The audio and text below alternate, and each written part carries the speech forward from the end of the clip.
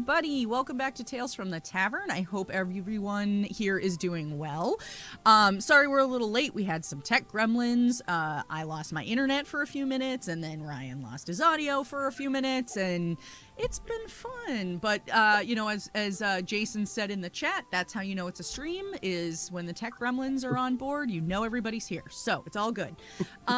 Welcome back. Welcome to the second monthly version of Tales from the Tavern. We're excited to be back and be here. As you can see, the tavern has gotten a new look. So that's very exciting. So we've got a whole new window, courtesy of Lot Evenstar, aka Ty Burris. So he redid that for us this past week, so that was very nice. And we've got a great group of guests here with us tonight. So I am going to let everyone introduce themselves, tell a little about who they are and where you can find them on social media and anything they've got going on or want to share or anything like that. So Run DMG, also known as Ryan, we're going to start with you. Tell us about yourself. I'm not prepared. Hi, I'm Ryan. You can also go by Run DMG. I have a podcast called Dice Populi, and then I decided to start posting all the memes that I make for Dungeons and Dragons and other tabletop RPGs on TikTok, and it kind of blew up. I also post on Instagram, and I do the odd occasional like DM help guide thing. Just hot off of doing a fundraiser for the Trevor Project. We raised over $2,200. I can't remember I have to check the exact. That's the thing for today. But it was just a huge success, so I'm really happy to be here. And I think this might be my 5th time on the program. Are we up to that many? Wow. 4th or 5th? Yeah. I think so. So I'm just happy to be back and happy that this show is back on the air. Yeah, happy to have you. Welcome. Yeah, I didn't realize it had been that many times, but in retrospect, yeah, it probably has been. Been a few, yeah. Yep, yeah, and congrats on the fundraiser. That's fantastic. For anyone who didn't know, Ryan was doing a fundraiser for the Trevor Project, which is a fantastic organization. If you're not familiar with them, highly suggest you give them a look. They do suicide prevention work and really, really important stuff that they do. So definitely check them out. They're amazing charity. Yeah, so they really are. Recommend supporting them. Yes, yes. Next, we will go both to Tom and Bodhi, a.k.a. Homie and the Dude. Welcome. Thank you for coming all the way from across the sea. Of course. It's our absolute pleasure. Thank you for having us back. We really appreciate you, Luna. And guys, thanks for allowing us to come and chat with y'all as well. We appreciate all the rest of you guys here with us as well. Should we split this up? Yeah, Judy, I'll just do a quick intro of myself, and then you can give the old Homie and the Dude spiel. Go for it. So I'm Tom. I am the father, and probably I guess I am the more senile version of the Homie and the Dude partnership. But yeah, I am mostly focused on the behind the scenes marketing and logistics part of the team, and I get in front of the camera here and there.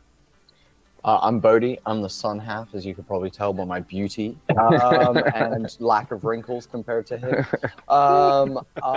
Give it time. Yeah, give it time. So we're Homie and the Dude, father and son, TT, RPG, and MMA team. If you enjoy any of those two things, please come check us out. At the moment, we are hoping to bring you guys kind of what is our love song to the TTRPG community after, you guys gave us amazing games. We're trying to give you guys something back with a Kickstarter we're releasing called Sky Zephyrs. It's going to bring brand new rules for vehicle combat and movement in Dungeons & Dragons 5th edition, hopefully taking it to a whole new level and forever changing it is our hope. With that as well, we'll be bringing out our custom vehicle builder application where you will be able to, with a couple of clicks, generate your very own vehicles for Dungeons & Dragons 5th editions from customizable parts and things like that. So if any of that kind of interests you, we'd appreciate you guys checking that out. But otherwise, yeah, just super stoked to be here with you guys. And it will be covering airships, space, and naval. I just wanted to drop that last bit in there. That's very cool. I know, on top of Ryan's being an ocean themed, nautical themed podcast, I know of a few others that do similar, so I'm sure that it would be very cool for all those people that want it. Next, we have joining us for the first time, Jacob, who is with Accessible Games. Jacob, tell us a little about you. Hi, thanks for having me. Like I said, my name is Jacob Wood. I'm from Accessible Games. We're probably best known for our games Cypunk and Survival of the Able, and for Accessible Gaming Quarterly, which is a quarterly zine that we publish about accessibility and disabilities in the tabletop space. I'm also currently working with Dale from Wormworks Publishing on doing some stuff for Limitless Quest, which is an upcoming adventure series that he's doing for his Limitless Heroics and Limitless Champions line of 5e products. So, yeah, thanks for having me. Awesome. Very excited to have you on and learn a little more about what you do. And then last but definitely not least, we have Andrew Kolb joining us. Andrew, tell us a little about yourself. Hi.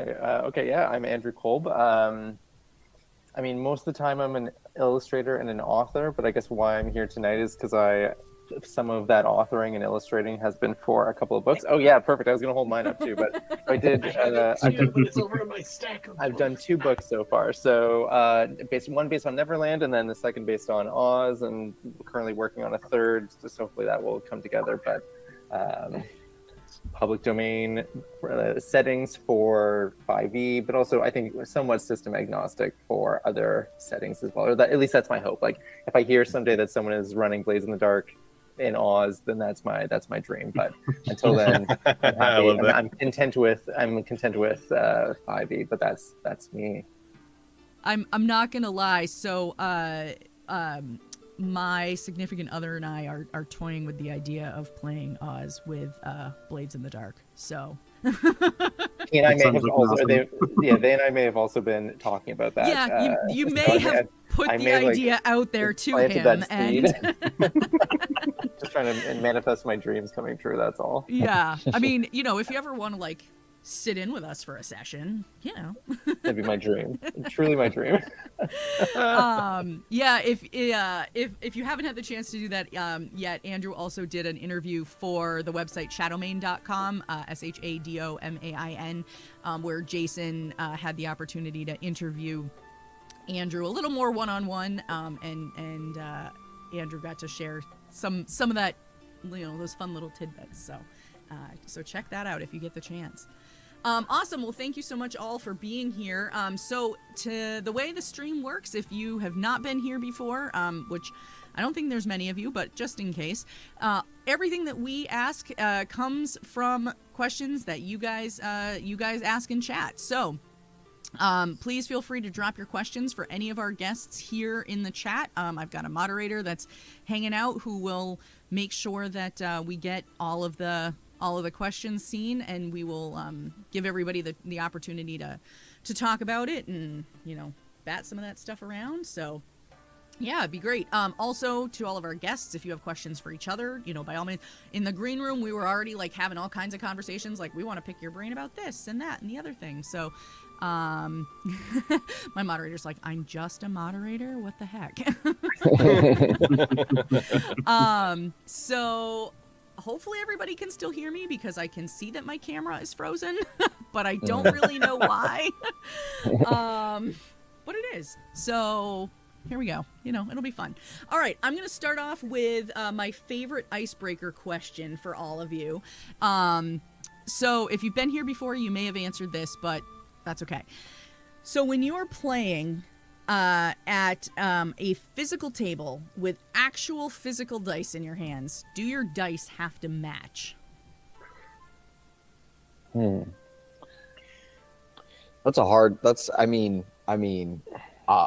jump in and just say, when as a GM or DM. Oh no.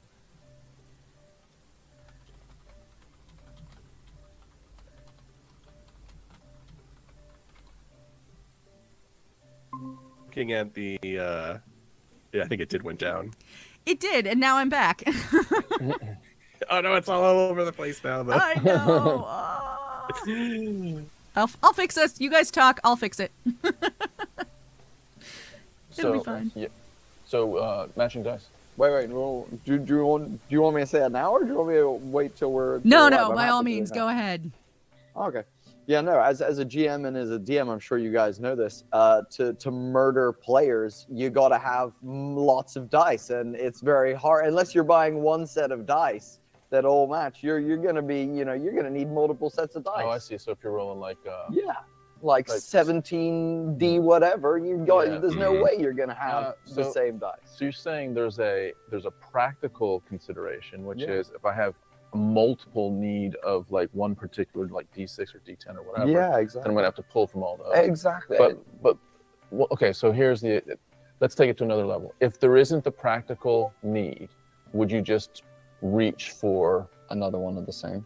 two of the same? Let's say you're playing a D6 game and you're rolling like either pairs of D6s or 3 D6s at a time. Do all those D6s have to match? I like it different. Well, what about you guys? What are you guys saying? Yeah, so I'm legally blind, so matching dice doesn't really matter to me. When I grab That's fair. my app, that'll roll whatever random number I want it to. And oftentimes I'll use fudge dice if I'm rolling physical dice. I would play a lot of fudge or fate, and those are very tactile. But I could care less what color they are. I've got fistfuls of them, and as long as I can feel what I'm rolling, doesn't matter to me. So I have a follow-up, Jacob. Sure. You mentioned the tactile part of it. Do they have to have tactile similarity, like as far as size or texture or any of that? That's a really good question. So, especially with fudge dice, there are two key varieties. There's your what used to be called just fudge dice, and then there's the fate dice that Evil Hat had put out. They're very different in terms of how they feel and how they roll. And again, I don't really particularly care. I think, generally speaking, I find the fate dice a little bit easier to feel, and so I do grab those more often than not. But if I were to just reach into a bag and pull out a fistful of dice, I don't get too picky about it. Is that based on material? Like, do you prefer a plastic versus a metal Good set? question. That is a good question. I love a good stone die. I've got some okay, jade yeah. dice that are some pipped D6s that are made out of jade. Those are my favorite dice. And absolutely, Very I'll always schmancy. roll those when I need 2d6. Cool. Oh yeah. I can picture those. They have a bit of weight to them. When you They feel do. They're nice it. and heavy, and they've got a nice clacky sound to them. Yeah, there's They something have- about that sound, isn't it? They Yeah. have like porcelain dice now too that have Wow. like kind of cracked, so they fill it in with like dye.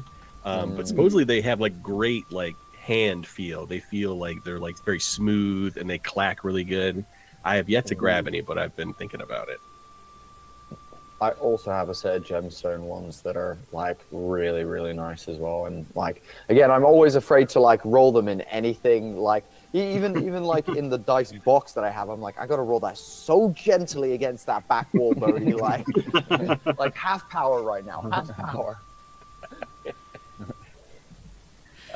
For my dice, I actually, because I run a lot of games for like new players, I actually I went to a site where you could buy literally individual die and color coded them. So I bought like 5 or 10 like purple D20s and then like red D6s, blue D8s type thing. Because I find at the table, especially for newcomers, it's tricky to be like, which one am I supposed to roll? So I tend to go with color a lot as well. And then it's also just like nice organizing them, at least at the middle of the table, to have like these little pools of different colors. So I guess yes, they do all match, but in a different way, like not in just a set of one of each one. That's Cool. super clever. I love that. I don't know if this is a thing for other games, but there was this old TSR game called Dragon Strike, and it's a board game that's kind of loosely based on second edition D&D, and they do that where they have like the D10 is a blue die, the D12 is a black die, the D8 is I think a white die or something, and they do that specifically so that when you're playing with a new player, you can be like, oh, grab the black die or grab the blue die. You don't have to tell them, well, grab Oh, the D12. great. Yeah, it's super clever. That's awesome. That's good design. Yeah. I think typically speaking, matching dice. Like I've been using the same like dice set. I have tons of dice, but I've been using this one dice set for most of my games for probably the last like 2 years, ever since I got the dice set. But when I do get a new character, I tend to buy a dice set for them, and I'll use that. Fun. it's it's a nice excuse to spend like depending like somewhere between like $8 and $30 depending. I'm not that addicted yet where I've gone to like I've not yet like gone to a dice maker and like I would like some custom dice. I'm not yet at the point of spending like a couple $100 on it, so I'm not that bad, but I'm getting there slowly. Yeah, for sure. I've never done that either. Like there's been a few times I was at like PAX East one year and I was like, oh, I really like this set of dice. Now, of course, they were from Level Up. So that alone is cost prohibitive. But I was like, oh, I really like these dice. They were metal and they made like a cool jingly sound when you rolled them. They were $175. And I was like, nope, that is not happening. There's been a couple. I follow a lot of dice makers and kind of friends with some dice makers on TikTok. And every time I see them make something, I'm just like, God, I want it, but also I don't want to spend $300. I know, and I get it. Like, I totally get why they can charge that much, especially if they're handmade, because it's a lot of work to learn how to do it and make sure you get it right and, all of it. But, man, yeah, that's out of my price range. And everybody knows I love dice. And they have, like, the soft, like, liquid core dice now. Oh. No, those are so cool. The dice maker that I follow, I'm blanking on the name right now, but there was a Tide Pod in them. Oh wow! And it was like fist size too, and I was like, God, it's easily $300. I can't. I'm gonna hold off. I want it, but I can't. The closest I've ever come to buying handmade dice is I've backed 2 Kickstarters from Greenleaf Geek, and that's like the closest I've ever come. And they're still like. They weren't super expensive ones because I can't afford like the sharp edge ones, even though aesthetically I think those are much nicer looking than the round edge ones. But like the last one that I backed were the what'd you call them? The perihedrals, the cat ones. They have little cats on the inside of them, and they're super stinking cute. But like I was like, man, if I tried to get somebody to make me a set of these, they'd be ridiculously expensive. I don't know if anybody saw them. You can't really, if I hold it up, you can't really see it, but. There's a little black cat in this one, so. Oh, neat. You know what I love, Ryan, is so when you say you buy a new set of dice for when you're creating a new character, how much do the dice have to, because I try to identify with that type of thing, but not necessarily with dice. I try to, maybe it's a physical little prop that I have or something like that. Like I have a character that I use a toothpick for, that type of thing. So do you connect the feel or the color or the size of the dice with what that character would own, or is it just a more of a random thing? Like I'm just going to get some new set of dice and I'm going to connect that. I'm going to link that to this character.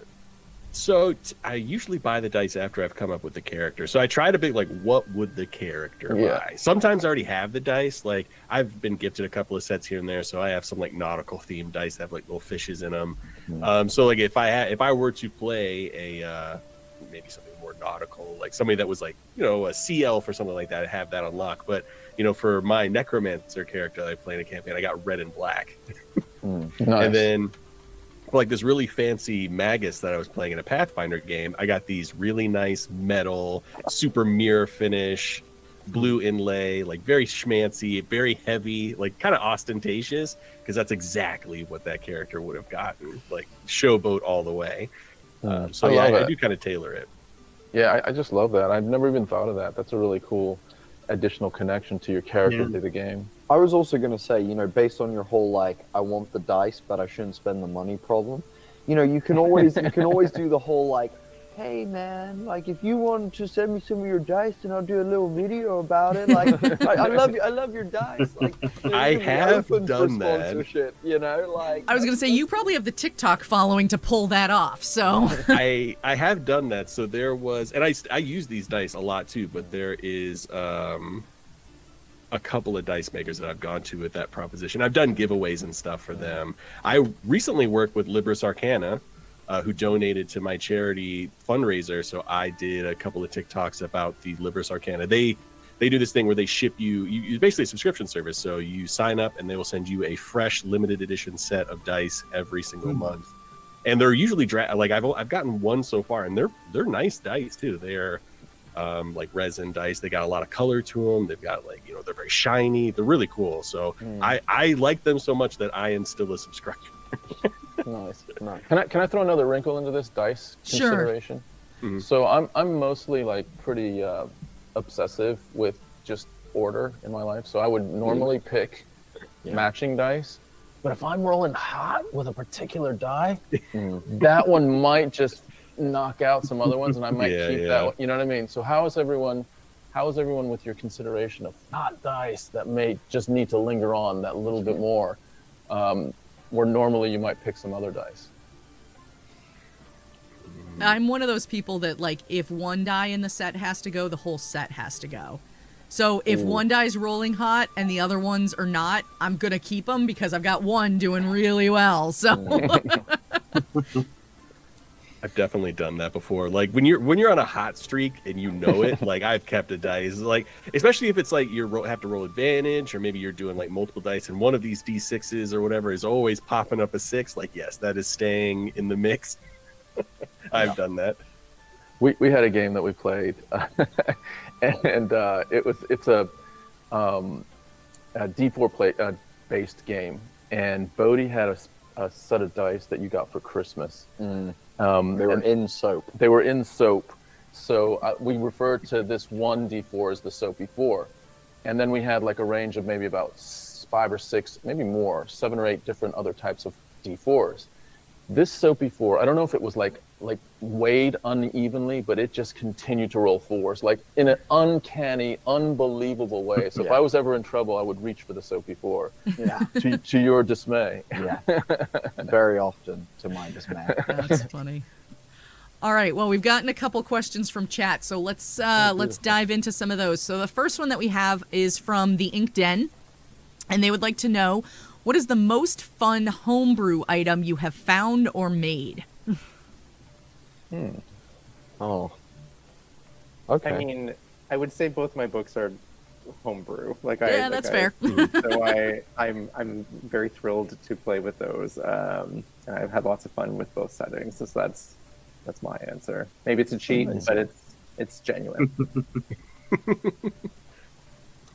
Is that? But okay, wait. When you said item, I thought you meant like in-game item. Sure. I didn't realize we were talking about like homebrew third-party content. Well, I did too. Yeah. Chat, can you clarify? Sure, That let's do either or both. Okay. That is, I would say, so in-game, I seem to just keep giving players things that I think are cool and then just bite me in my ass. And that just seems to be the consistent issue that I seem to have. So I've got 2 off the top of my head. One was a bottle with an airship in it that the airship was removed fairly quickly and creatures started going in there pretty soon thereafter. And that was not my original intention. And yeah, they were just, that There were some important NPCs that got stuck in there as well. Yeah, it was a bit of a mess. And then the other one was I gave someone a pen, like Percy Jackson style, that they could click and it would turn to like a giant mole. And they use it now as a permanent lockpick. So they just put it in a keyhole, click the button, and just rip the door to shreds, basically. So that's their go-to lockpicking system now for getting into anything that I put in front of them, which is again another one of my own fucking problems that I did it to myself. Yeah, but those would be in-game items, fun ones that I've had. My favorite one that I've done, it was like a +1 sword. I wrote this out on Reddit because I thought it was such a great idea. This was years ago, but it was a +1 or like a +2 sword. But every time that you hit a monster with it, it would subtract like D4 gold from your bank, like basically from your pockets. Wow. And the second you ran out of money, it would be cursed, and it would actively it would basically hold the balance against you, and as the balance grew, so would the negative penalty towards your like to hit and damage rolls. And I thought it was like something really fun you'd give like a very low level party before they basically become like walking banks with infinite funds. But I always like the idea of that kind of like there's a switch at some point that character is gonna be like, as I'm telling him 17 hits, and all of a sudden a 17 doesn't hit, and I'm like, oh no. Also, after the battle, your pockets feel really light. I love that. Nice. That's a badass one. I think for me, in 3rd edition D&D, I created an item that was for kind of a silly campaign called beer goggles. And the longer you wore them, the higher other people's charisma appeared to you. That is how they work. Isn't it? That is literally. That's freaking That's good. great. That's freaking good. Yeah, so it was a fun little kind of antics. I Love that. think that's the one that stands out to me. I have. Love it. You actually gave me this one. I have a device that Bodhi named the Watch of Time Turning, and there was a kind of an encounter, a heist, and kind of rescue encounter that we were just up against it. We were losing in many ways, and it looked like it could have ended up in a TPK. It literally was not looking good. And certainly some of the PCs were in big trouble. So I could click on this Watch of Time Turning, my Tortle character, and reverse time, which would then reverse a couple of the actions that happened before, which were like redos on rolls that literally essentially redo a saving throw, redo a check, basically. Yeah, It's just Nice. a reroll. and it was super handy to us, where I saved, my character saved a PC, one of our fellow PCs, that was like falling into a swarm of baddies, and then we had an NPC as well that actually died.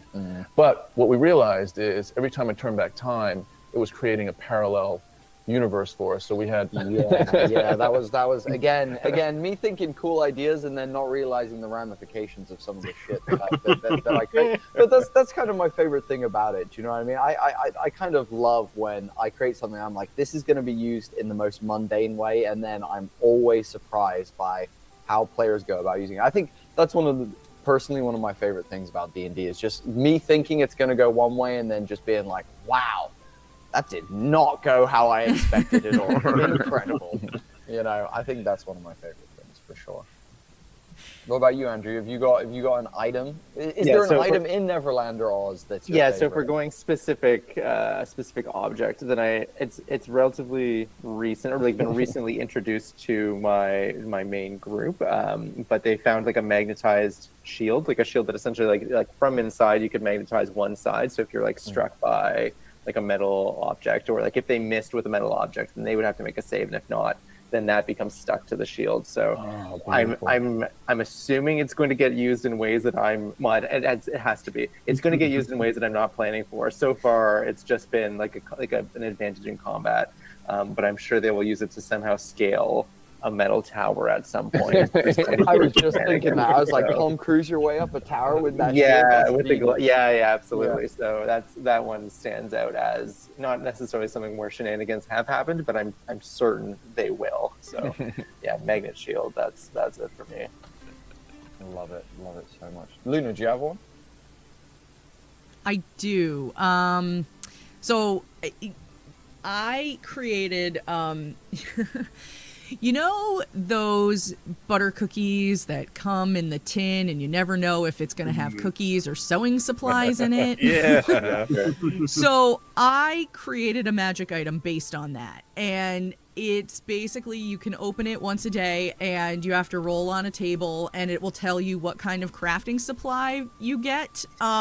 Or if you roll, you have to roll a D100. If you get between like a 96 and 100, you actually get cookies.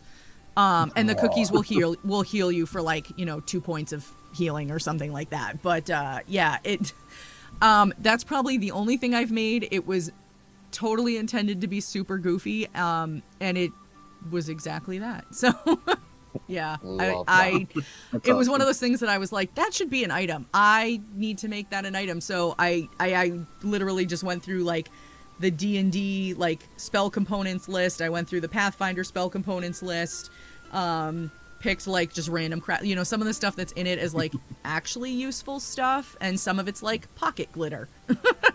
Nice. So that's the stuff though that ends up getting used in ways where you don't expect. Like when you introduce, this ship is full of crates of chilled butter. You're like, oh, what are they going to do with this? And then the rest of the campaign is, how do we use all this butter? It just becomes the adventure of, well, if we grease this, then we'll be able to light it on fire, and then that will give us the adventure. It ends up becoming problems like the whole when you're a hammer, everything becomes a nail. When you only have butter, all solutions become butter. Yeah. Yeah.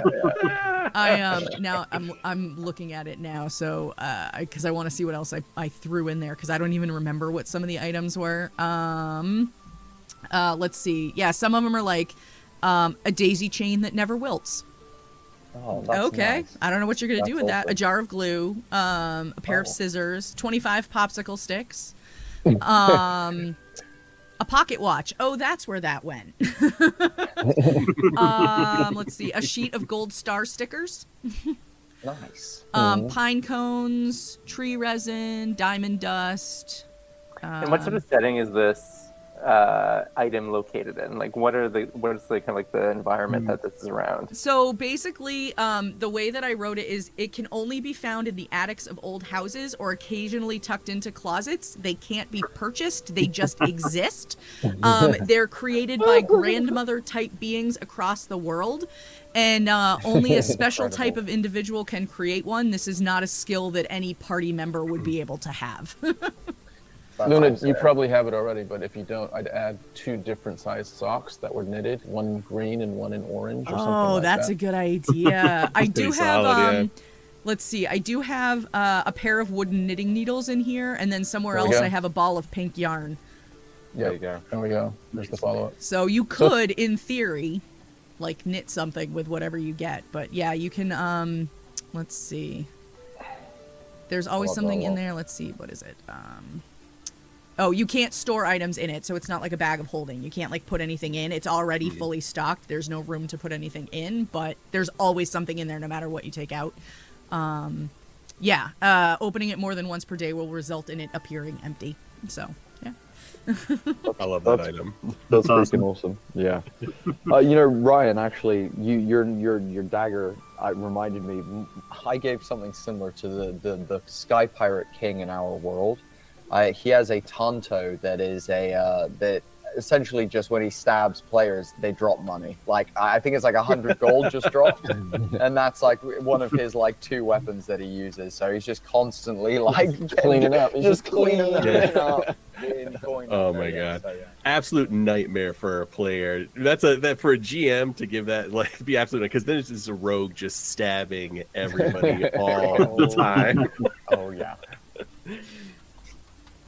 Yeah, chat's coming up with stuff now. Bag of beans that give different effects based on a D100 or a D1000. And then somebody followed up saying, or let the player narrate what happens, but only the third word that they actually use comes true. Nice. Love it. We had a user submitted item. Instead, there's the deck of many things. This user submitted item was the eggs of many things. Oh, gosh. Oh god. And they got inserted. I was pretty early in the campaign, I think. And most of them are pretty mild things. I think there was you can increase your stats a little bit. There's another one where it summons something pretty minor. There was one where it's it summons a full-sized pyramid with mummies and all this other stuff inside of it that basically it spawns a full dungeon. Of course, when we use it, that is the thing that happens, and it completely redirects our campaign a little bit. Well, Oh, we the had a eggs similar is the thing big with your bottle. Basically, someone captured a bone dragon. So a bone dragon is like this massive thing that they carry around with them. So if we're in any situation where we are confronted by, anyone of any substance, we have a bone dragon that we can release on them immediately. Well, we can release it. We don't know if it's going to necessarily attack them, but it's probably going to cause damage somewhere. It could actually turn itself on us. And Yeah, it's for me to decide. My Just a group, bottle of chaos. my group loves to whatever they find. And I'm sure everyone's run into this. Whatever creature they find, trying to turn it into a pet. Yeah. And I was recently talking on a Discord channel about what to do if they come across an infant crocodile in Neverland. So I essentially wrote out for them this basic setup, which I've done with my players of it takes a couple weeks just for it to not instantly attack you. So in training that, then that's the base level. Then you can have to work on training it to recognize your allies as also allies to this creature. So that way it doesn't just become a new party member. It's it's still that, you're talking about with the bone dragon, a threat of, yes, this could help us, or this could really work against us. And that's kind of the nature of raising wild animals. I've read the news now. That is something that will happen. So I've heard about that with chimpanzees. It doesn't go well sometimes. yeah. Okay, let's see. We've got Let's see. We've got another question from chat. This one comes from Jason, and he says, if you created a brand new TTRPG system, what would it be like? Themes, genre, etc.? Oh, well, that's easy because I do that all the time. So I wrote Survival of the Able, which is based on mechanics from Fudge and Fate, but it's completely its own system. And in that game, first of all, it's a survival horror game set in the Middle Ages with zombies, but all characters are disabled. But in order to get away from the trope that in a game, disabilities are just penalties to buy off, there are no like game mechanics associated with disabilities. So you might have your senses are different traits, different skills, because in the real world, our senses come in a spectrum, right? So I'm legally blind, but I'm not totally blind. I can see a little bit. So my sight might be represented by that somehow. And then I added in some different skills and qualities and things of that nature to really round out a character without specifically saying, well, you are deaf, so you cannot do this, or you can only do that. And then I throw everybody into a setting where zombies are trying to, it's there's a zombie plague. It's during the Black Death, and anybody who dies of the plague rises again as a zombie. And then what do you do? How do you survive in that sort of situation where the people who have been taking care of you at your almshouse have succumbed to the plague, and now it's just a handful of people who were originally cast aside by society and said, you need to go live off on your own because you're disabled and we don't want to deal with you. Well, now, what sort of unique techniques do you come up with to try to survive in that situation? So, I guess if I were to create a system, it would, again, be along those lines where you're really trying to think outside the box. Is what I love about game design in general, is coming up with new ways of looking at old things. So yeah, that's what I do. Have you thought of? But by the way, I flippin' love that. I just love that whole concept. And the thing that I picture is, I just picture some incredible artwork that really kind of features all of that. That seems really cool. Yeah, but for sure. what's the condition where you get your senses kind of, is it synesthesia or something like that, where your senses flip or something like that? So let's say, Yeah. Is there? I'm not sure if that would be relatable or anything like that. But what I can picture is, like, if you are limited with your vision, your sense of hearing is really, or your sense of smell are really, really amplified, so that you can, that can be a super strength for you, so to speak. Yeah, so in this game in particular, all of the senses are basically their own skill, and they come in different skill levels. So if you are blind, you can choose which of your other skills or which of your other senses you want to increase. We've had players who prefer to enhance their sense of touch or their sense of smell versus their hearing, just because it's a more... you can take a different approach to things. So, for example, if you're in a burning building, rather than trying to duck and crawl and kind of look your way out, well, first of all, if you're sighted and you're in a burning building that's full of smoke, your sight's not going to do you a lot of good to begin with. So then your sense of touch is a really great way to see, well, is the fire hotter this way or that way? Is this doorknob hot to the touch? Do I need to go another way? And so...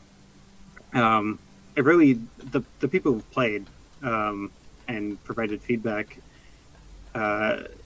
really seem to think that it's great fun to think outside the box again, to come up with different ways to interact with the world that they wouldn't in like a game like 5th edition, where it's really more about just exploring and thumping things.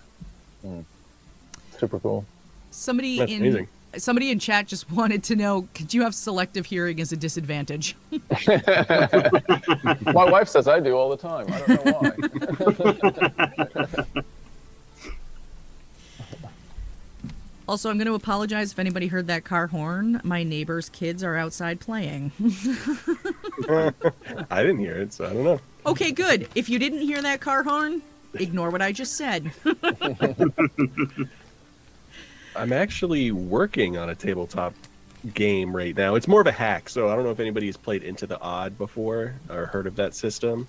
So I'm working on a hack of that because it's a very hackable system. It's very simple. The rules are easy to understand, and it's pretty easy to tweak with things. So my major influences are like Treasure Planet, Spelljammer. I love Spelljammer. I have a pretty real distaste for the 5th edition Spelljammer books.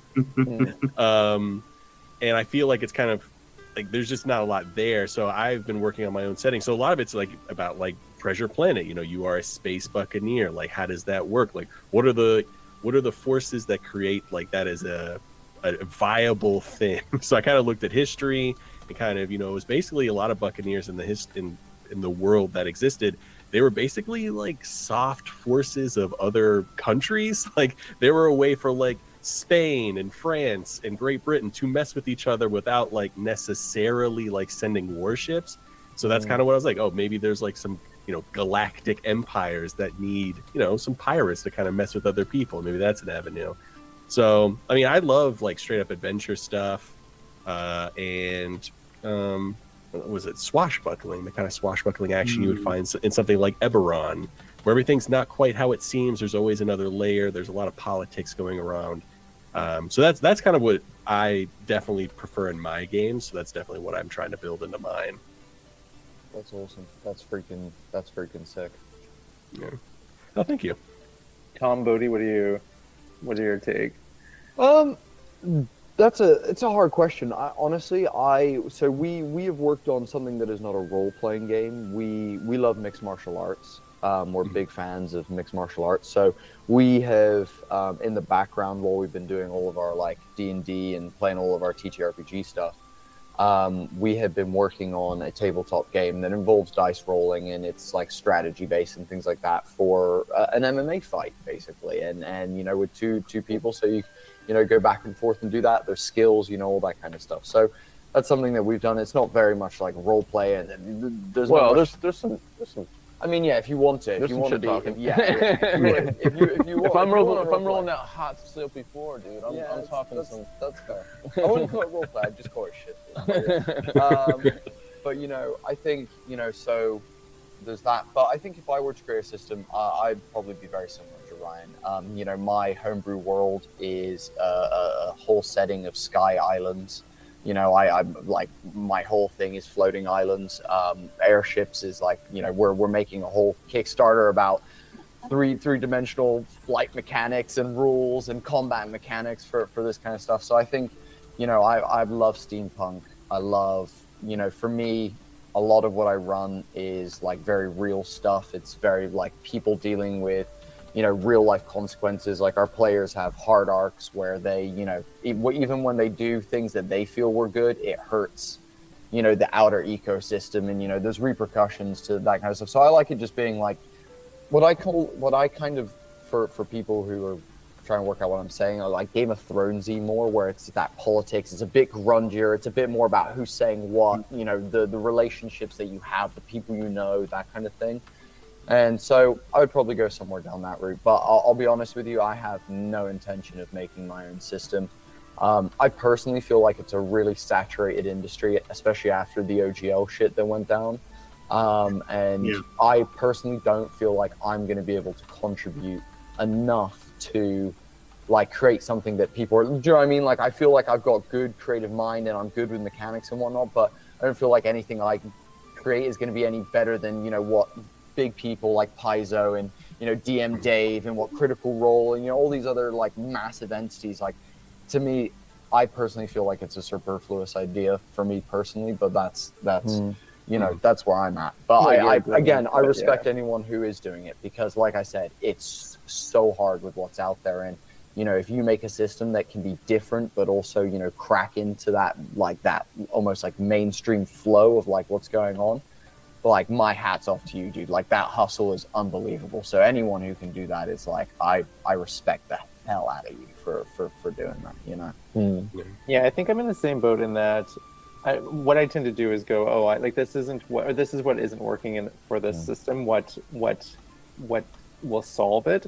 and 99% of the time it's another system that already exists. Like I've yet to run into a problem for me that hasn't already been solved, or like solved enough that I'm not gonna cross the finish line far like quicker than they are. But Jacob, you raised an interesting point. I'm curious with your system or what you're approaching. Mm-hmm. How much of it is whole cloth, and how much of it, or what is the balance of pulling from existing systems, or like Ryan is talking about kind of like hacking into the odd, but how much, Jacob, are you starting from scratch, or even pulling from like board games or other mechanics to build this? Like, what does that recipe look like? Yeah, so for Survival of the Able, for example, the idea of the trait ladder that you might see in Fudge or Fate is there. Rolling 4 Fudge dice, that's there. And then literally 100% of the game was written from scratch with those concepts in mind. I did borrow liberally from other systems, so there's a quality system like you might find in Pendragon, where you have 2 dichotomous qualities, say pious and worldly, or energetic and sluggish. If one is high, the other has to be low. But I tailored it for the system. I borrow the idea of things like skills, or like a luck mechanic, and then give it another twist. So there's a mechanic called Blessed Dice, where you can pray to your deities, or pray to the patron saints to gain assistance on one of your next rolls, and then you have a pool of dice that you can use at your leisure to decide how many you want to roll to change your fate, basically. So maybe I have a pool of 4 dice, but I only need to use 2 of them right now. That's something that I've sort of woven into my own game designs that I haven't seen in any other system, where you have more of that sort of control over the way that you get die rerolls, right? So in D&D, there's advantage, and it's always you roll twice, take the better. In some systems, you might be able to do a reroll when you spend a token or a point.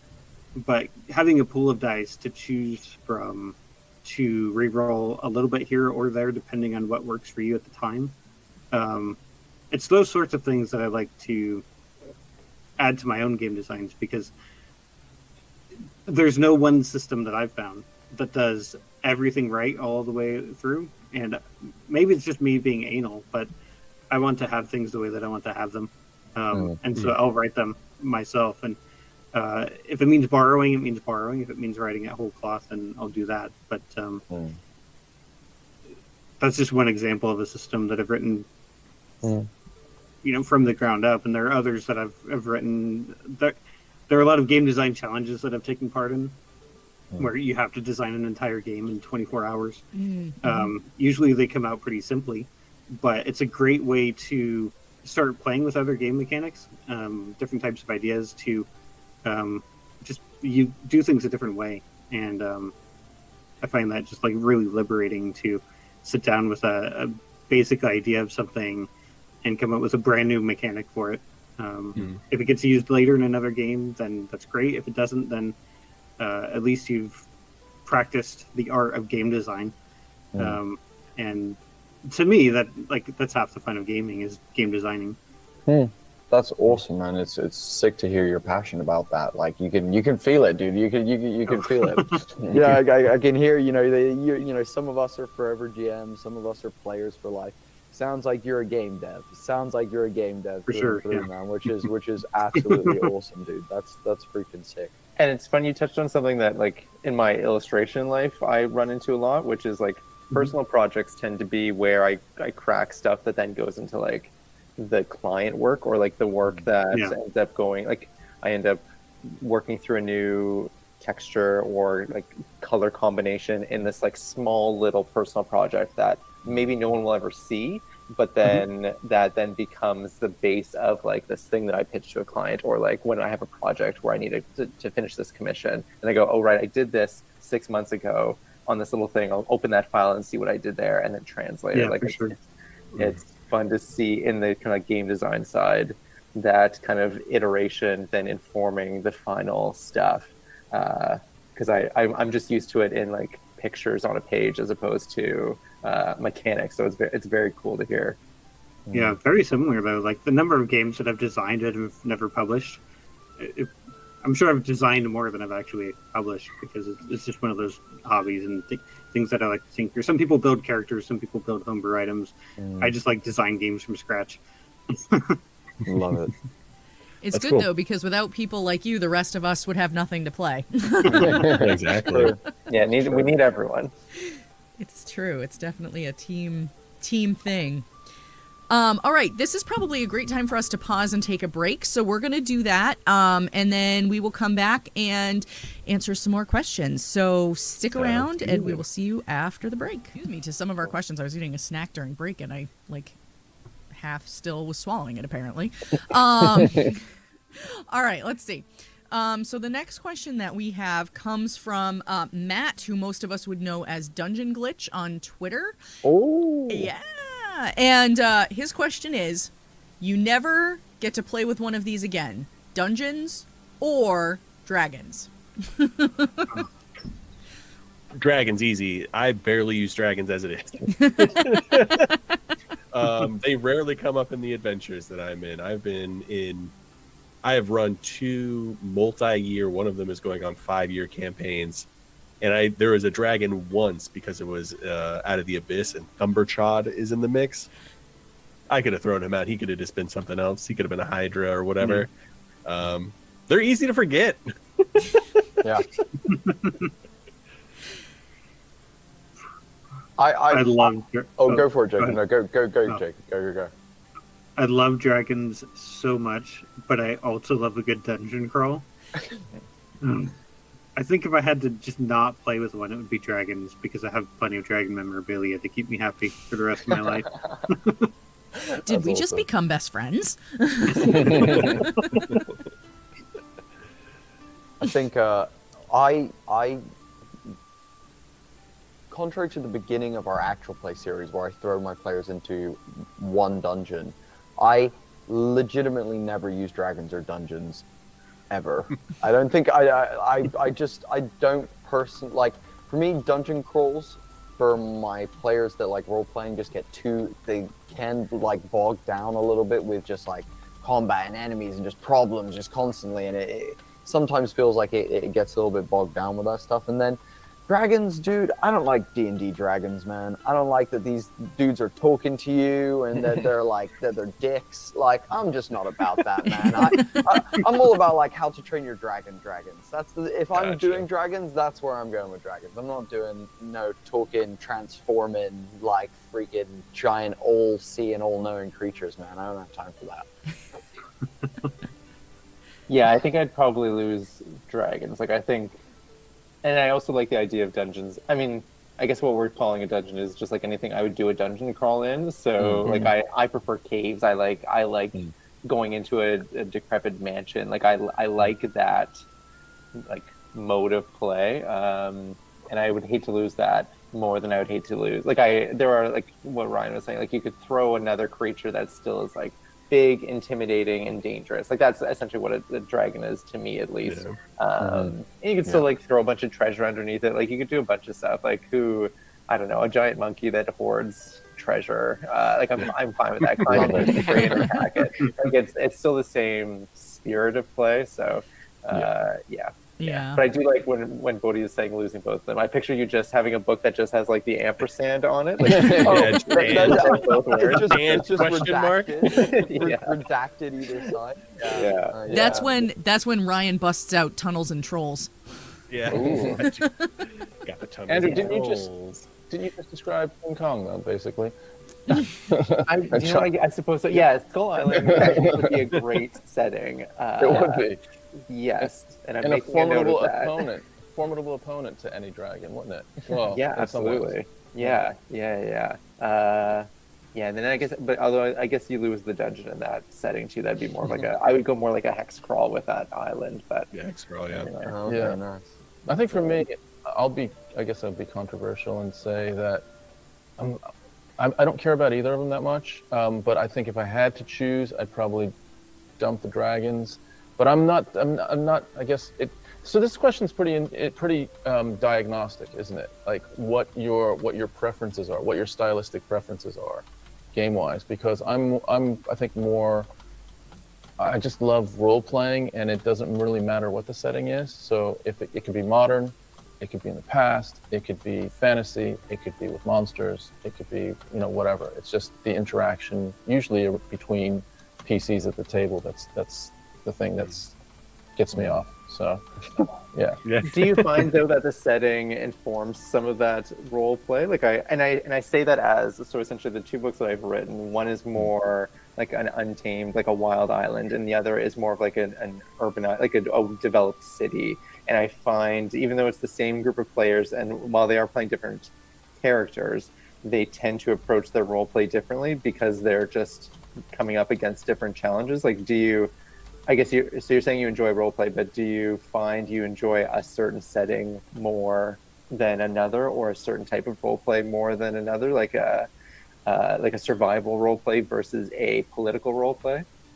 Oh, that's a great question. Yeah. So I give you a question back in a second, which is basically about like when your players are approaching those different settings differently. How is that different? Like, is it characteristically they're coming across differently with different accents or that type of thing, or gestures, or is it more of a deeper shift? For me, I do like we're playing an Orbital Blues game right now that is just Orbital Blues. Oh, dude, so can I just say? Can I just shout out Orbital Blues to anyone who hasn't played? Great. The balance in that game, I just love it. So the point of the reason I brought it up though is that it is just literally a bunch of like down and out characters that are always up against it and certainly in our game. My setting is very Cowboy Bebop-esque in of that everyone is just losing constantly. There's no winners anywhere at any point. That's not what it's about. So yeah. So I definitely like to be like the the outcast character that has a little bit roguish and just up against it the whole time. I don't really kind of identify too much with the hero. Maybe I try to do that in real life as much as I can, so that like in my role playing life, I try to be like kind of the roguey, don't give a crap kind of character. That's what I like. But yeah. You like to play wounded characters. Tom plays a lot of wounded characters, like a lot of characters who, are either struggling with something in their past, or dealing with something that ails them in the moment, things like that. But I'd say, across a lot of them, you don't like to play characters that have it easy. You're not a Legolas who's walking on top of the snow while everyone else is trudging through the snow. You're like a Gimli that's like head high in the snow, like struggling. That's what you're all about. I think it's also just adds a bit of variety to the traditional arc of a character. So yeah, but so I was going to follow back up with you, Andrew. What is the subtle difference that you're seeing with how your players approach the different settings? So, I mean, you're right in that they're playing different characters, and maybe this is just the nature of the players that I'm playing with. But in Neverland, where it's more survival based, and they're kind of like in this wild space, which is like settled in some pockets, but not in others. I find they're trying to like not maintain the status quo, but kind of like almost like protect the setting in a way, or trying to like navigate survival as much as they are trying to navigate some kind of like social politics. In contrast to Oz being more of a highly developed space, like an urban space, I find the role play tends to be more like class based, where they are going, because there is this like upper echelon, we have our own problems, but we also really want to work against this. And again, maybe those are the players bringing their own stuff to it, but I think the nature of the setting is changing their priorities, even if their character priorities are still like surviving and getting enough, like having enough resources, whether it's like money or like literally like food and fire. Like they're still focused on like keeping their characters alive. I guess that's the core thrust, but I think that extra layer, that layer below that, like once, maybe it's the hierarchy of needs, like once they've kind of got those base needs met, then their priorities shifted based on where they are, at least as they're role playing their characters. So that's what I see. But it's also something I haven't really specifically thought about. So I wonder if I spent more time now analyzing each session, if I'd tease out more. Yeah, it's an interesting concept, the hierarchy of needs, because you can set the setting up so that wherever you feel is the priority of that need. So if it's just basic survival, then that's going to be a different approach. But if that has been accomplished in a different setting, then it could be about politics and about having self-esteem and all this other stuff. So it's a really interesting. I mean, it's classic RPG. As game dev, and you guys all working with it. It's classic RPG shit. It's you give them a quest, you give them the main quest, and you're like, cool, you can follow that if you want, and then you start filtering in all these other little things that happen as they meet people and alliances that they can make and people that are messing with them and all that kind of stuff. And it becomes that hierarchy of needs where it's like, okay, cool. Right now we need a battery because that battery is going to get us one step closer to being able to get our ship going again, which we need to then capture this guy who has, and it becomes that whole line of like, cool, how do we get back to that core mission? But it's like, cool, we need to work out what we need to do in the interim to do it. And I would say that the whole, it comes also down, I think, to acting principles, Andrew, of like super objectives and objectives of a character. Do you know what I mean?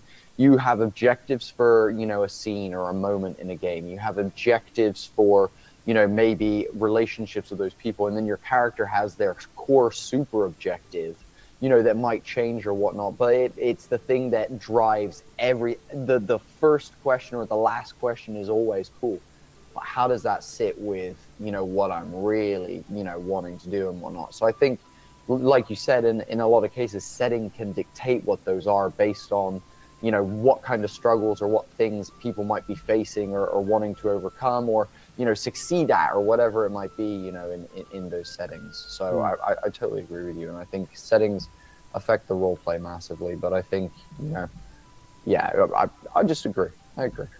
But to Tom's point, I think if your focus is still on role play, I think the setting doesn't necessarily matter. It's just that you are role playing about different things. Like I still appreciate that a role play driven player is going to find the role play, whether it is survival horror or like high fantasy. It's just kind of like finding the joy wherever you can. Yeah. Sure. Yeah. Any other thoughts on that one? No, it's an interesting conversation. I know. All right. So I'm going to throw a question out there. So for people who weren't here last month and didn't hear and are not familiar, one of the moderators that I had for my channel for a very long time loved the stream very much, passed away unexpectedly back in February. And so I'm going to ask a question in his honor because it was his favorite one to ask. And his favorite question to ask was, tell us your best natural 20 story or your best natural 1 story. I've got some good natural 1 stories, but I think my favorite was in a game of Pathfinder where it was a published module, but I can't remember the name of it. We were in Fairyland or in the Fey realm, assaulting some kind of Fey castle. And my character, I was playing a summoner at the time, and instead of going in through the front door, I decided I'm going to cast Spider Climb and crawl up the outside wall and go in a window. So as I'm on my way up, an invisible fairy pops up and like casts grease on me. I did manage to save on the grease spell, so I was able to get into the window. But then when I get into the room, I spot something that I wasn't supposed to see. And so this guy casts Charm on me, and I failed that save. And as a summoner, I had a pretty decent will save. But the nat 1, that trumps it. So he says, come with me. And I was given another save to resist because it was something that I wasn't supposed to be doing. And I failed that save with another nat 1. And so by the time all was said and done, I had rolled like 3 nat 1s in a row and was following this Fey person down into the throne room of this castle that we were not supposed to have given away our position. And suddenly I was somewhat enthralled to the fairy queen. We did bypass half of the adventure because I went in the wrong way and we found the back door. But I had to kind of wait for my party to rescue me because I'd gone missing all of a sudden. So one of those times where a series of natural ones can lead to some really different ways of doing things. It ended up working out in the end because we bypassed a lot of the challenges that we may have otherwise faced if we had gone in the front door. But my character ended up almost dead at one point because of it. Well, that's great because that also sets up like a whole arc that you could do because you could be like a Manchurian candidate and completely brainwiped, and like all of a sudden you hear somebody whisper like ketchup, and all of a sudden just daggers and swords out. You just start knifing everybody. So, as a GM, it would be frustrating to lose that much of an adventure, but it would also be very exciting to have that opportunity just to be like, I'm going to drop this on the party like a million bricks in like 6 months from now. What's yours, Ryan? So this didn't happen to me. It's one of my players. So this is a 5e campaign, Tome of Annihilation, and he's an orc. He's like really into the orc side of thing, worshiper groups. I gave him a kind of like a legendary weapon ish that was like going to grow with him. So I put a couple of timers on it. It's like it's going to advance into the next level of what it could be if he does like 5 natural 20s. I think that's going to be some amount of time. He's had it for maybe a month or two. They get to this they're fighting a bunch of like pirates. They go to this like pirate cove and they start fighting pirates. He gets we're playing on roll 20. He doesn't get like 5 crits in one like game, but he got several like double 20s with like, every time if he was rolling with advantage 20. So like at the end of it, like he just massacred him. He's a barbarian, just like running roughshod all over all of these like relatively low level pirates. So finally I'm just like, all right, like in the middle of it after his 5th natural 20, it's like, oh, something happens with your axe. It starts to like grow and it becomes weird and all this other stuff. He's like, oh, I hit with it, and he, of course, another natural 20.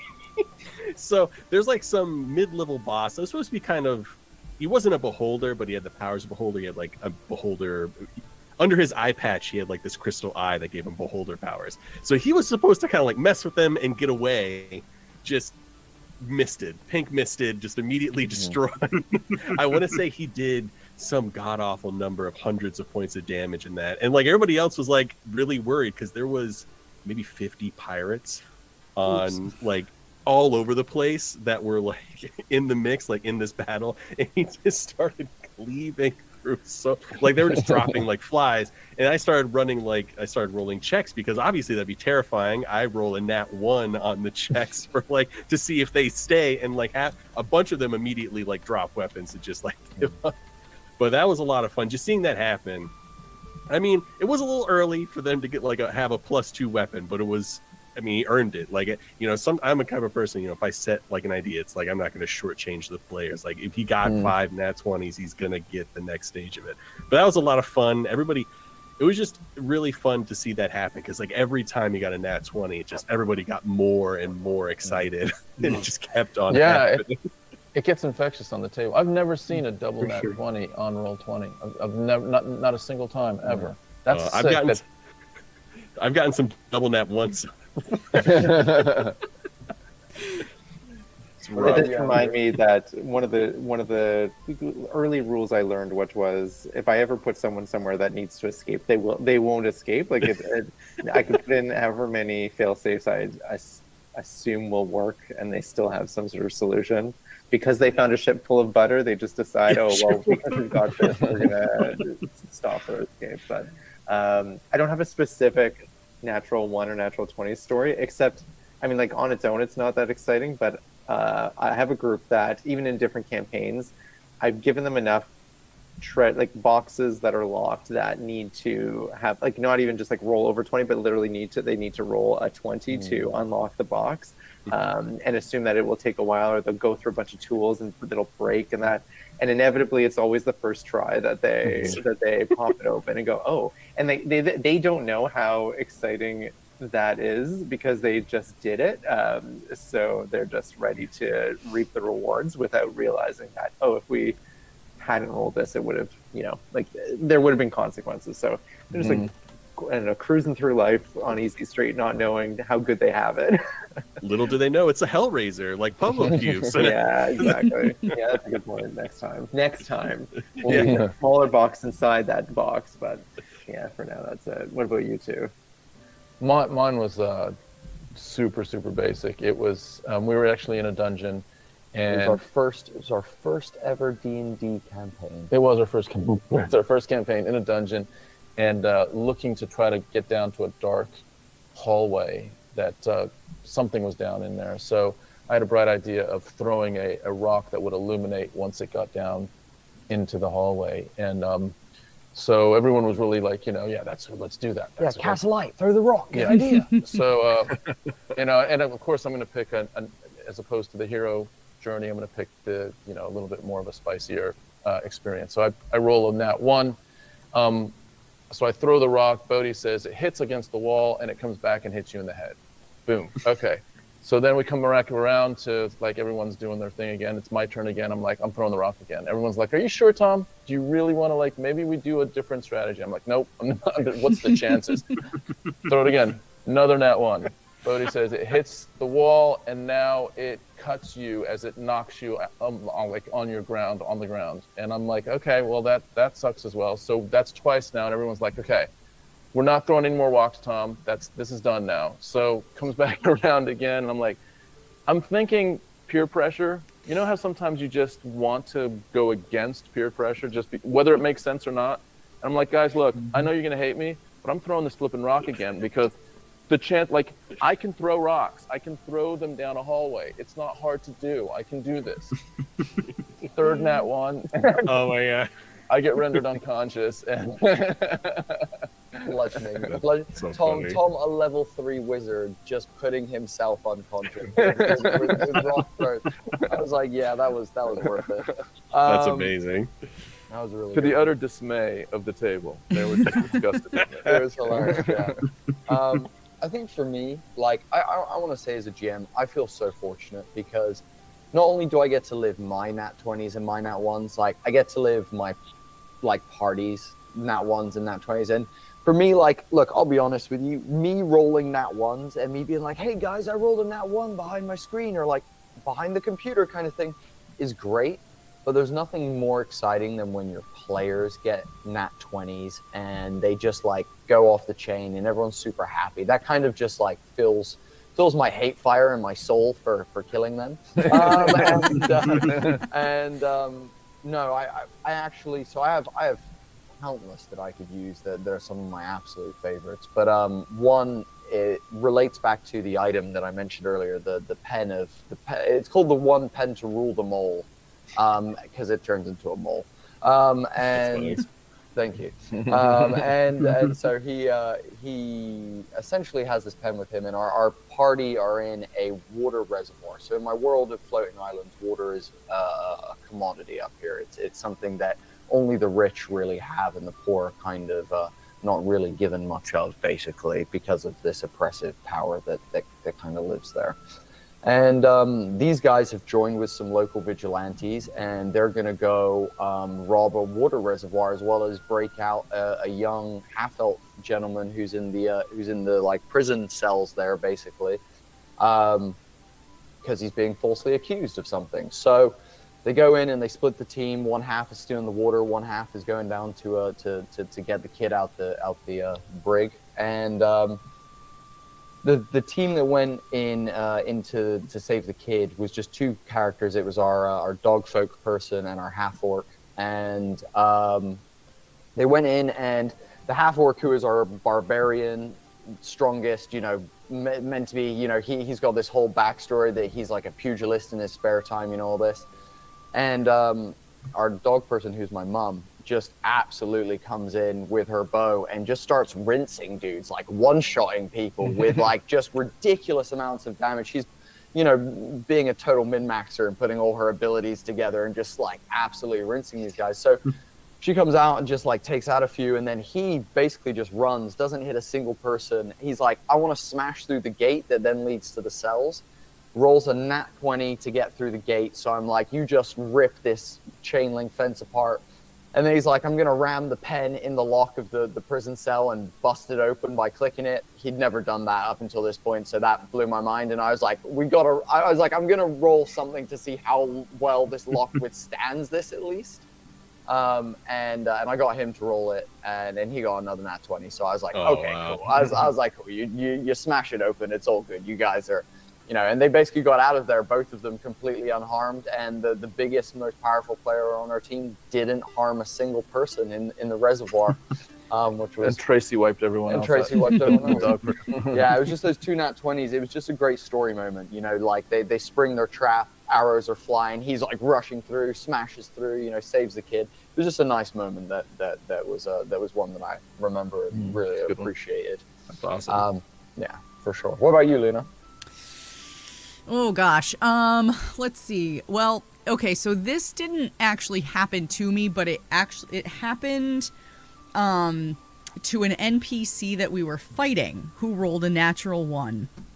And we were playing a Pathfinder First Edition game, and the DM was using like a a crit fail table and a crit success table. So every time you'd roll a 1, he'd be like, okay, roll a d20 to see what happens and that sort of thing. And the NPC that we were fighting ended up putting this very nicely, punching himself in the groin and stunning himself for 4 rounds. And Happens.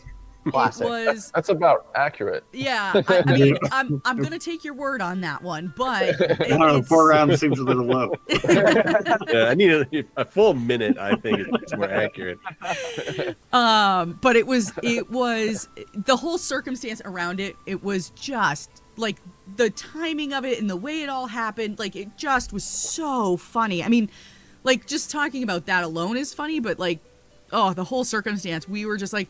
So that happened, and the entire party's like, well, guess that fight's over. And we just ran out of the room because we're like, what's he going to do? Follow us? I mean, Rolling on the ground. pretty much. Yeah, pretty much. And I think one of the best nat 20s I ever rolled, same game actually, but my character, she was this little spitfire, and she...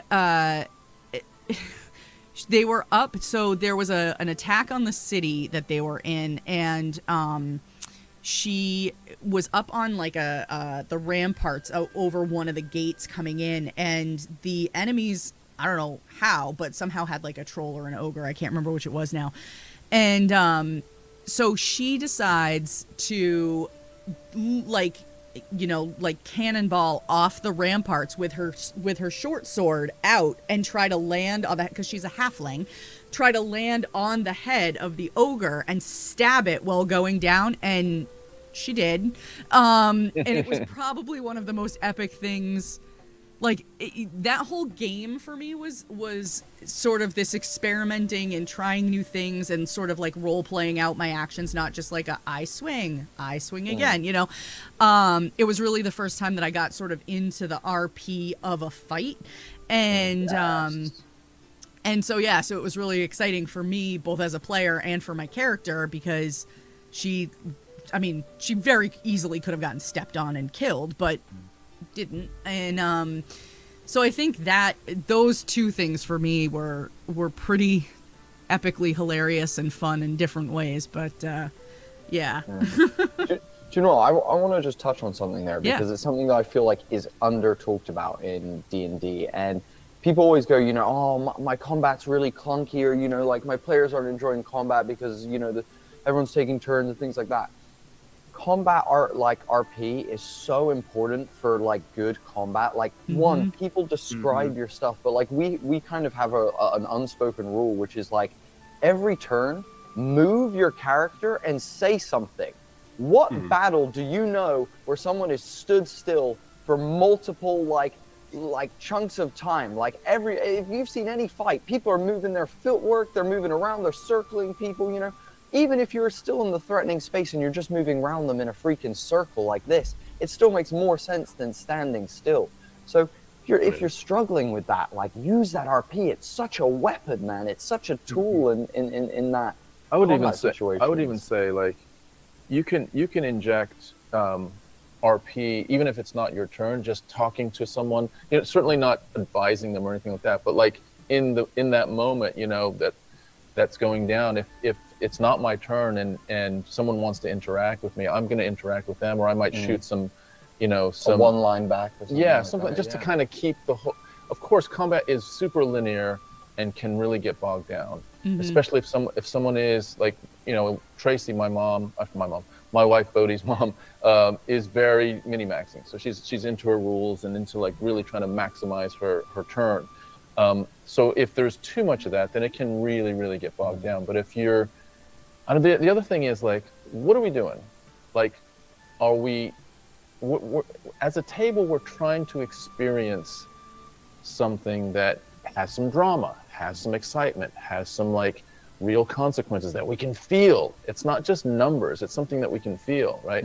So if we get bogged down in just the, you know, the mechanics of it, it can get really kind of stale a little bit as well. So yeah, it's something we really try to work on, because I think that's one of the real liabilities of D&D as a game, is the combat can get really, really, you know, kind of clunky for sure. Well, I just want to say I appreciate what you just said just then, Luna. I think that's super awesome that you made that step and evolved your game in that way. That's super sick. I love that, and respect anyone who's, you know, and don't get me wrong, like I'm saying this stuff, you know, with the assumption that you're comfortable to possibly take that step.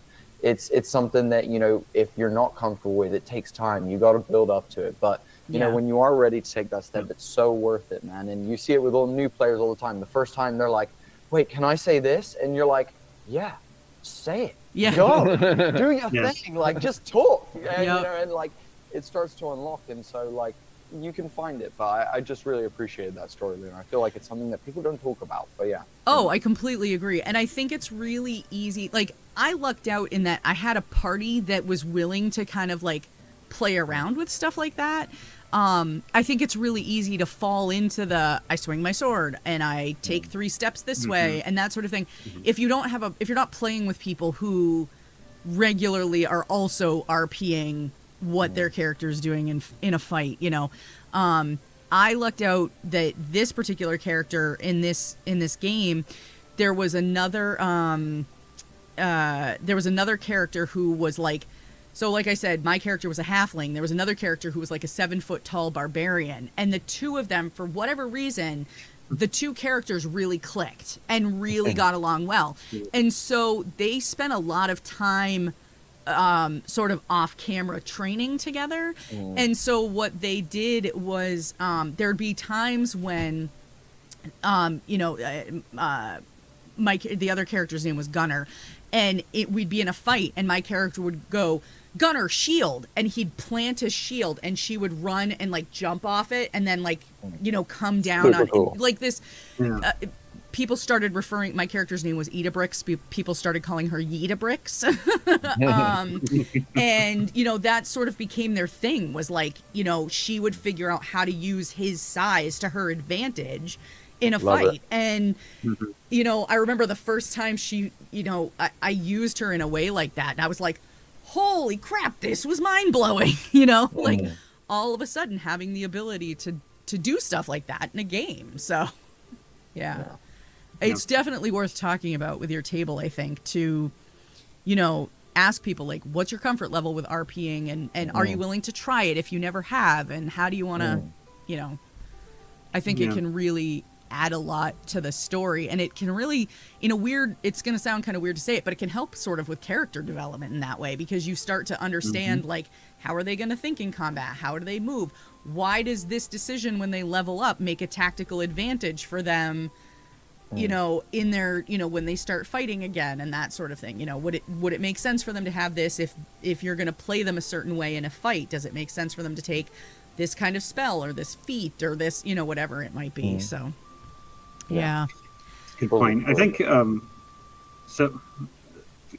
With combat and RP, I've had plenty of DMs in the past who've been like, "Well, you can't do that because the game mechanics don't really support it." Right? Yeah. Like, but there's this one DM that I had who, like, his whole tagline was, "Of course you can. You're a hero," and that really just liberated the players. Like, can I jump up and do a backflip and attack this guy from behind? He's like, "Of course you can. You're a hero." Can I swing from that chandelier? Yeah, you're a hero. Go for it. That was the most liberating time that I've ever spent with the GM, because it just meant, like, you could see people's wheels turning and clicking, and, well, how can I make combat more fun? Because the game mechanics are getting out of the way now. Yeah. And I think as a DM, we can do that for our players by just opening up that space. And, you know, even if the game mechanics don't support it, or it seems like it wouldn't be very logical, cast spells. Like, right. Yeah. In a world where magic happens, physics don't really matter. So let them do it. 90% of the stuff that players want to do is purely cosmetic anyway. It's, can I, you know, I want to do 30 foot of movement, but can I do a sick backflip while I do it? It's like, if there's a certain, like, stage as a DM or a GM that can seem scary, it's like, well, what if I say yes, and then they're going to try and use that for something else, and then there's this whole cascading thing that'll happen, and all of a sudden, I don't know what's happening anymore.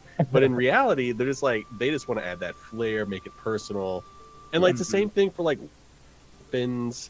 I think 90% of the stuff that players want, there's like, can this sword look like this? Even though that doesn't technically exist in 5e, or can it be like, you know, can it be a samurai sword, or can it be this kind of whatever weapon? It's like, there's always, just let them do it. It's like, as long as it doesn't affect the rules in any, like, even if it does affect the rules, as long as it's not like, you know, it does like 5d10 and instead of just a d10 now, it doesn't break anything. Well, that's the thing. You just said, you know, you make a point where you're like, can I do a backflip when, you know, I go to move? Well, yeah, because odds are your backflip is going to be the same distance or shorter than your movement, you know? Exactly. So, yeah. I got in an argument with some people. It was like kind of a TikTok thing where I was basically talking about, like, you can reskin, like, spells, like, you can reskin them. Like, say you want your flames to be purple, or instead of fire damage, you wanted to do ice damage, or X, Y, and Z.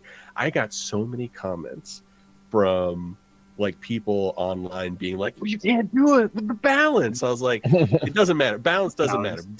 D&D 5e is not a balanced game anyway. Like, once you've reached like level 10, all semblance of balance just is out the window. Yeah. Once you realize, and they're like, go ahead. No, sorry, go, continue. Because their main argument is like, you can't change a fire spell. The reason the fire spell, like Fireball, does so much damage because it's the most resisted type of fire, you know, damage. Like, a bunch of things that means nothing to the goblin. That means nothing to 90% of all of the creatures in Dungeons and Dragons that aren't immune to, like, fire damage. So what does it matter if it's fire or cold? It's like 90% of the time. And do you know what, as well? Like, when you realize that dwarves in D&D have a 5-foot vertical based on D&D jumping rules, it's like they're jumping higher than every NBA player ever. Just context that. For dwarves can jump higher than every NBA player ever. So we're already in the realm of freaking ridiculous. Do you know what I mean? But, like, one of my favorite things that, and, you know, this is because we love MMA and we love martial arts and, like, fighting and stuff. I think as well, like, if your world is not like Avengers, Marvel level of, like, you know, high fantasy kind of situation where everyone is, you know, combining magical powers to bring down the, you know, if you got some people like hand fighting and stuff, I try and think about, like, as well, like, realistically in a fight, if you, like, stab someone, or you, like, shoot them with an arrow, or, you know, you punch them really freaking hard, I'm like, there's times where I'm like, man, D&D mechanics don't account for the fact if you walk up behind someone and, like, slash their neck, it's like, oh, that's 1d4 damage, and he turns around and sees you now and alerts everyone because that's how this game works. And it's like, no. Like, there's moments like that where it's like, cool, if you're going to walk up behind someone and cut their throat, it doesn't matter how many HP they have. It just does not matter. Like, they're dead. They will die Throat of very steel. slowly in the next, like, couple of minutes. You Yeah. know what I mean? So, like, knocking people over, like, I'm like, if you kick someone, surely they move back, like, a couple of feet. Surely. Like, come on now. So that's one of the things that definitely bothers me. I think the other thing, I think one of the things that you do that kind of tries to balance things is, so if someone wants to do something that is over and above what would be accepted. So someone does want to do the parkour off of the wall and jump on a ledge and then do a backflip. You'll typically say, sure, let's do it, but let's roll for it. And you're going to add a little bit of, like, you know, they're going to need to roll something decent to pull that off, so that it's possible. Just like in theory, in our world, it would be possible. I'm 56. It would be possible to do the parkour off of that wall and then, like, land on one foot and then do a bit of a, you know, a forward jump. I guess I could. It's a DC 25 roll That's for you, Tom. DC 25 roll That's for you, Tom. Exactly. So you can kind of balance you can kind of allow it, but make it a satisfying reward if they actually nail the roll as well. So then it becomes, it's not just like, oh yeah, I'll allow it, and then to your point, Ryan, it becomes a slippery slope. Okay, well, now you're going to allow anything, so I'm going to do a triple backflip now. You know, Like, people try shit and fail all the time. Yeah. What we're all here doing all the time. Do you know what I mean? Yeah, my whole thing has always been, I'll allow it, but that also means that they're going to try to do that to you. Like, so the person who's like, I sneak up behind them and slit their throat, I'm like, yes, absolutely, but if someone gets behind you and does that, like when you're unarmed, then that's it. So, I mean, I always do, but then that also then they become extra paranoid. Like whenever they rest, they set a million alarms. My neck guard 3000. Yeah, exactly. Go like back to the wall just the whole time. Yeah. Like, shuffling. And I do the same with, like, I think they've been called, like, called shots. Like, oh, I'm fighting this creature, I want to shoot and aim for the eye. So, like, their armor is maybe 16, but if you want to hit the eye, it's like 23 or whatever, right? Like, do something like that. But then I also have the enemies go, okay, they're going to try to, like, cut off your hand. So what is your armor? Okay, they only rolled a 17, so it's fine. But that also adds the level of danger of just, like, if you're going to ratchet it up, then they're going to match it. And to Ryan's point of balance, I've never been interested in balance. I think it's far more fun when either they think they're in for a big fight and they mop the floor with them, or they think they're going to mop the floor with them, and then the first hit does a 32 hit, and they go, oh, we gotta go. And that's fun. Like, I think that's the fun story. Like, I think the perfectly balanced campaign or adventure rarely leaves opportunity or space for those memorable moments, because it's like it's played safe. And I think I don't know, I think when the creature bites off the arm, that's memorable. Like, that goes, oh, now we got to get that arm back or kill that thing to get, like, to go from there. I think that's one of the reasons why for a lot of people, their battles are slogs. They spend way too much time trying to make it's like, well, it's evenly balanced. This is a tit for tat. And when it's tit for tat, like, it just becomes whittling down each other's health until one side remains. And that takes forever. Right. Such a good point. So, because then it becomes, if the enemy is really overpowered. So Jacob, you're mentioning a fairy queen. So my one group fought a fairy queen because they thought that was their only option, and I don't think it was, but it was not meant. It was never going to be balanced. So now what they're working on is, like, they escaped. That was fine. That like, does a 32 hit completely applied, and they went, oh, we've screwed up. But now their approach is not, we need to level up. Their approach is, what advantage can we get so we can go back in, like, a week or two to level the playing field? Like, yeah, she had a bunch of guards. How do we get cut off the guards? Or how do we also then limit her so she can't hit us with a 32? She just can't hit us. And I think that's far more interesting than just what's on my character sheet solution. So yeah, balance is boring in my opinion. Oh, you're making me feel so much better about those items I mentioned earlier. yeah, balance is overrated. It's also an illusion. I agree. It's an absolute illusion, and like nobody ever goes home and tells their friends, like, hey, I had the most balanced game of Dungeons and Dragons last night. They're like, oh, I had the greatest game. Like, we did this, that, and the third. Or it's like, oh, we got completely wrecked. Like, they never go home bragging about the just beautiful balance of that giant encounter they had. That last was the night. nice, most mellow, balanced game I've ever played. Also, there's no standardized playtesting, like, formula for this shit. Like, the people who are playtesting this are going, yeah, it feels right. Yeah, what do you think, Chris? Yeah, it feels good to me. Like that's Chris's and Perkins. Yeah, exactly. Yeah. They're just having general conversations. Like, there's probably deeper metrics to it, but when you really think about it, it's people's opinion. At the like you said, some people are like, the fireball is, you can't change that. That's cool. If that's your opinion, cool. Then in your world, fireball is always fireball, and it's never ice bowl or acid bowl or smoke bowl or anything like that. Do you know what I mean? And that's totally fine. Yeah. That's totally cool. Do your thing. But I think, yeah, man, you open it up and I've got to say, Andrew, I love what you said about you. Whatever your players give to you, you got to dish it right back to them and make them realize that the world bites back, baby. The world bites back. This is not just a walk in the park. Because the 32 hit is the big thing. It's the eye-opening, like, oh shit, what did we just walk into? Yeah. Right. Moment, right? And I try to telegraph it. Like, there's no. I mean, like, I don't want to say there's no surprise, but like, you walk into the Queen's Court. She's got a bunch of guards around. Like, this is telegraphing like big boss battle setting that you've decided to then attack her during a ball. So like, this is fine. Like, you've chosen to do this, and I think the lack of balance is also paired with clear communication. Like, I try to make it very clear that, like, you're walking in this cave and then you see a bunch of bones and a bunch of like broken armor. Do you want to continue? Oh yeah, absolutely. I'm gonna put on some of that armor. Cool. And I'm walking around. This armor's really nice. Yeah. That kind of good. Yeah. So then by the time you get into the like 6 glowing eyes that you can only see in the dark, like that's all there is. Then it's like, oh, maybe that was a sign back there of what was happening. Like, this is our fault. I try to make sure that my players never feel tricked into getting killed. Like, I think I try to play it as fair as possible. D&D players are literally that friend that we all have that gets into relationships and doesn't see the red flags that everyone else can see around them, and is like, I'm trying to tell you this, but you're just not seeing it. And you're like, okay, well, here we are. This is on you guys. Yeah.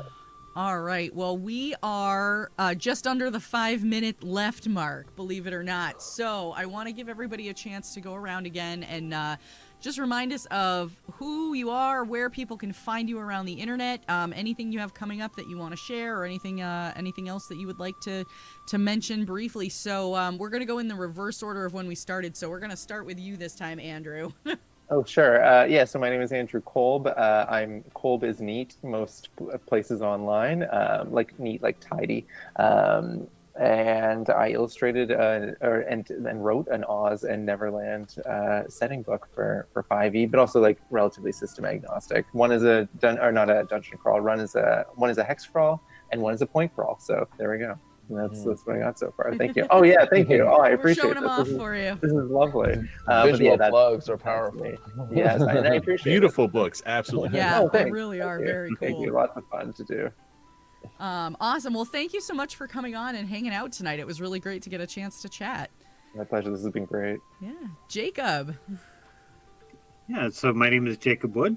I'm the owner of Accessible Games. You can find me on Twitter at Accessible Games, or my website www.accessiblegames.biz. That's .biz or biz. You can also find my zine, Accessible Gaming Quarterly, at accessiblegamingzine.com. And thank you so much for having me here. It's been Thank a blast. you for coming on. It was great to finally get a chance to connect. Jacob and I had been emailing back and forth for a little while, so it was nice to. It's always nice when I can put a face to people's email addresses and and Twitter handles and that kind of thing. So thank you, Tom and Bodie. So I'm Tom. I'm the father of Homie and the Dude. We are at Homie and the Dude everywhere. Somehow that was not very popular for other people to take down. I don't know why. Still not very popular. I'm Bodhi, the son half of Homie and the Dude. We do TTRPGs and MMA. If you enjoy any of that, come check us out. And we've got our upcoming Sky Zephyrs Kickstarter. We're going to change the game for vehicles in 5e, I promise you guys. So come check that out. Other than that, Luna, thank you so much. You guys are freaking all legends. Super fun. Appreciate all of your perspectives and. You know, it's just been a great time chatting to all you guys. Thank you so much. Yeah, thank you guys for coming back, Thank and you. I'm sure it's fairly late where you are right now, so I appreciate the extra hours in your day to come and hang out with us tonight. It's a Pleasure. It's I all have, good. I have one quick follow-up question for you. Which one of you is Homie and which one is the Dude? You're never gonna know. You know, Actually, go for actually, it is seated in one of our. I don't know if it's a podcast. one of our earliest videos. We Yeah. mention it. It's So- All cool. right, so there you go. You got to go Wanna back check and look it out. up, everybody. If you want to know. Yeah. And Ryan. Yeah, so I am at DMG_run or the reverse of that, run_DMG on most platforms. I think I'm on pretty much everything at this point. I make, Dungeons and Dragons, tabletop RPG memes and different little funny things. Just hot off of running some charity stuff. So if you want to support the charity, it's basically over, but still maybe got a few more things. I've a cake to eat at some point, so keep tuned for that. But yeah, and this was so much fun, Luna. I have so much fun every time I come on Tales from the Tavern. It's always a blast. It's always great meeting new people, and y'all were just absolutely amazing. I just want to thank everybody for Agreed. being so great. Yeah, this was a lot of fun. Ryan, thanks so much for coming on and hanging out. It was great to get a chance to catch up with you again and It's been a hear minute. more about what you've been up to lately. So awesome. I am still GamerMomLuna, and this has been Tales from the Tavern. We're here the first Sunday of every month, except next month, which is an extra special month because we are doing the Extra Life Charity Stream Weekend Extravaganza, year number 3 for that next month. So that will be the weekend following the Independence Day holiday. So we'll be doing that from July 7th through July 9th. Starting July 7th, we will have a D&D game that Friday night streaming live. Then let's see, we'll have 3 games on Saturday, 2 D&D games, and 1 that will be Aether and Steamworks. And then Sunday the 9th, we will have a Cypher game that will start at 11 in the morning that day. And then we'll wrap it up in the evening with a very, very fun group of people on Tales from the Tavern. So we'll have 2 episodes next month, both the first and second weekend of July. So hopefully you'll stop by for that and check it out. Our goal this year, our first year was 2021. We raised just over $1,000. 2022, year 2, we raised just over $2,000. So we figured why not up it again and go for year number 3 and try to raise $3,000. So, Nice. so let's see if we can do that this year. That would be pretty darn epic. And we've got some really awesome tables coming together for you all. Dungeon Glitch in chat. He's going to be DMing one of the 5e games that weekend. Oh yeah. B. Dave Walters is going to be stopping by for Tales from the Tavern that weekend. It's going to be good. It's going to be a lot of fun. So looking forward to seeing you all next month. You can stay tuned on all the Extra Life stuff on Twitter. I'll be posting stuff about that pretty soon. We are looking to still fill a few seats in some of the games. If anybody's interested, feel free to reach out. Otherwise, we're going to drop a raid to Midwest Miniature Guy.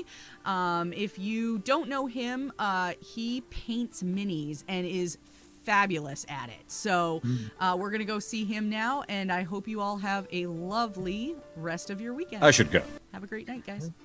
Thanks, guys. Bye. Thanks, bye, everybody. Later. Bye bye.